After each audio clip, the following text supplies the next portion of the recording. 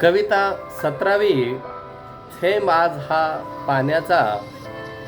या कवितेचे लेखक सुनंदा भावसार यांचा जन्म 1959 मध्ये नियतकालिकातून पर्यावरणविषयक कवितांचे यांनी लेखन केले आहे. विविध कार्यक्रमातून पर्यावरण विषयक कवितांचे सादरीकरण देखील या कवयित्रीने केले आहे. पर्यावरण गीत गंगा हा काव्यसंग्रह यांचा खूप प्रसिद्ध असा पाहायला मिळतो. या कवितेमध्ये मानवी जीवनातील पाण्याचे महत्त्व विशद करण्याचा लेखिकेने प्रयत्न केला. शब्द जरी गेला तरी सुद्धा त्याचा अर्थ राहत असतो.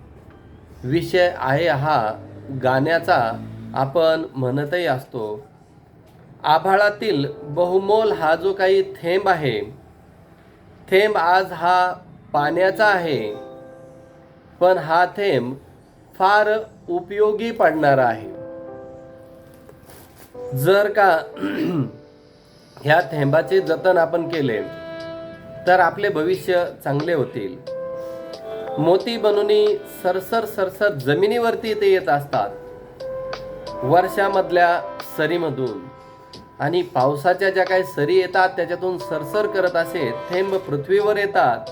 जणू काही माळ ववते, मिटून जाते, बावरते जणू परीकुनी, आणि मनसोक्त आनंद घेत जसे एखाद्या माळ्यामधले मोती निसटून जातात आणि बावरून ते इकडे तिकडे पळतात, तशा पद्धतीने हे पावसाचे थेंबही जमिनीकडे आकर्षले जात आहे. या मोत्याचा संचय करतो, आणि जसे आपण मोती जर का सांडले तर वेचून त्यांना भरून ठेवतोय, सांभाळून ठेवतोय, तशा पद्धतीने हे एक पाण्याचे पावसाच्या थेंबाचे जे काही मोती आहे, ह्या मोत्यांची सुद्धा आपण काळजी घ्यायला पाहिजे. कारण आपलं भविष्य सगळं ह्या पावसाच्या पाण्यावरच आहे. तू प्रश्न तुझ्या रे जीवनाचा. आणि जीवनामध्ये पाण्याशिवाय मार्ग नसल्यामुळं आपलं जीवन सुसंस्कारित चांगलं जसं आपण ठेवतोय, तसं पाण्याला सुद्धा आपण जपून ठेवणं हे प्रत्येकाचं कर्तव्य आहे. आभाळातील बहुमोल थेंब आज हा पाण्याचा. आणि आकाशामधून, नभामधून हा जो काही बहुमोल मोत्यासारखा जो थेंब येणार आहे, याचा संचय करण्यासाठी आपल्याला सांभाळून ठेवणे. कारण आपलं जीवन हे पाण्याशिवाय आपण जगू शकत नाही. झाडांना, जनावरांना, माणसांना, सजीवांना नितांत ही पाण्याची गरज असते, आणि या पाण्याच्या थेंबाचा संचय करणे.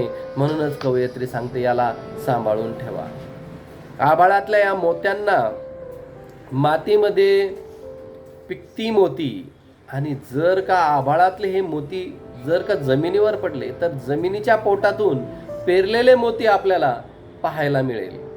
निसर्ग जाणी मोल तयाचे. आणि निसर्गाला ह्या पाण्याच्या मोत्याचे चांगल्या प्रकारचे मोल माहिती आहे. त्यांना माहिती आहे की हे पाणी हा आपल्याला खूप सांभाळून ठेवण्यासारखी वस्तू आहे. पावसाचे पाणी जर आपण सांभाळून ठेवले तर पिण्याच्या पाण्याचा, शेतीच्या पाण्याचा, वेगवेगळ्या कामाचा प्रश्न सुटला जातोय. तुम्ही माणसे का मग कोती. कोती म्हणजे हळव्या मनानं तुम्ही राहू नका. ह्या पाण्याचा सांभाळ करा. पाणी हे आपलं जीवन आहे, आणि जीवन जगण्यासाठी पाणी हे फार महत्त्वाचे आहे. संचय करता तिजोरीतल्या, याला काही तिजोरीत भरून ठेवता येणार नाही पैशासारखं, परंतु पाण्याचा संचय हा आपल्याला तलावामध्ये, नदीमध्ये, विहिरीमध्ये जमिनीचे बांध घालून पाणी अडवा, पाणी जिरवा, या योजनेद्वारे आपल्याला या पाण्याच्या मोत्याचा संचय करता येईल, साठवता येईल. खणखणत्या त्या नाण्याचा. नाणे जसे खणखण आहे तसे पाणी सुद्धा एक प्रकारचे खणखण नाण्याची उपमा तिथे दिली आहे. आभाळातली बहुमोल थेंब आज हा पाण्याचा. आणि आभाळातला हा जो पावसाचा थेंब येणारा आहे, मोत्याप्रमाणे, रत्नाप्रमाणे याला उपमा देऊन लेखिकेने तो सांभाळण्यासाठी वेगवेगळ्या अलंकारित उपमा देऊन आपल्याला पाण्याचा संचय करायला पटवून देण्याचा प्रयत्न करीत आहेत. कशा सैसा वेडा चाळा स्वतः होऊन ठगण्याचा.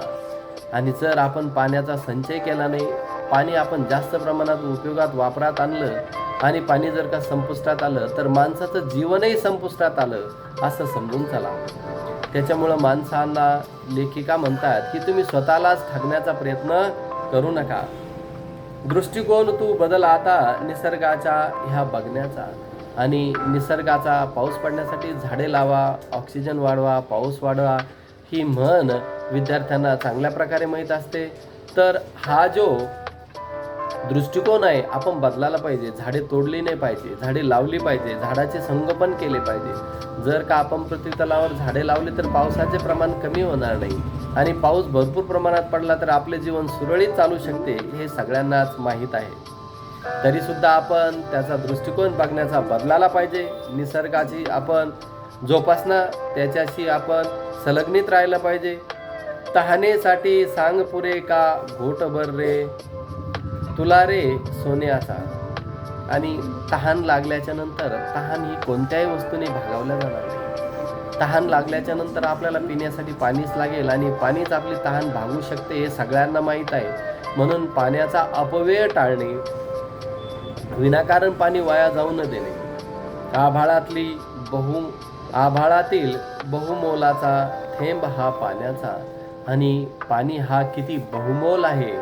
सुंदर अशा उपमा देऊन कवयित्रीने पाण्याच्या थेंबाचा बहुमोल कसा आहे, थेंबे थेंबे तळे साचे, त्या पद्धतीनुसार एका थेंबानं किती मोठं कार्य होऊ शकतंय. आपण पाणी वाया घालायला नाही पाहिजे हेच आपल्याला सुनंदा भावसार यांनी अत्यंत मार्मिक अशा दृष्टिकोनातून समजून सांगण्याचा प्रयत्न करतात.